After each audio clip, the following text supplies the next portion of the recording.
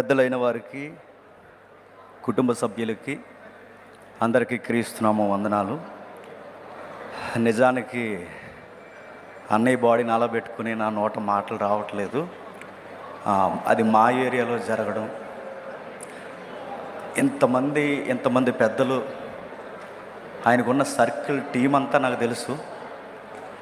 అంత ఉన్న అనాథ శవన గల రోడ్డు పక్కన పడిపోయేసరికి నేను చాలా చలించిపోయాం. ఆ రోజు ఫస్ట్ టైం మా దగ్గరికి మీటింగ్ వచ్చినప్పుడు మణిపూర్కి సహాయం చేయాలనే విషయాల్లో మేము మాట్లాడుకుంటున్నాం. అన్న దగ్గర కొంచెం అమౌంట్ ఉంది, మణిపూర్కి మళ్ళీ పంపించండి అని అన్నప్పుడు తప్పకుండా పంపుతాను. జేమ్స్, నీకు విషయం చెప్పాలి, నెక్స్ట్ టార్గెట్ మన తెలుగు రాష్ట్రాల మీద ఉంది, కొంచెం జాగ్రత్తగా ఉండండి నాకు చెప్పాడన్న. ఆ మాట చెప్పిన తర్వాత అది ఆయనకే జరగడం, ఈరోజుకి నేను తట్టుకోలేకపోతున్నాను ఆ మాటని.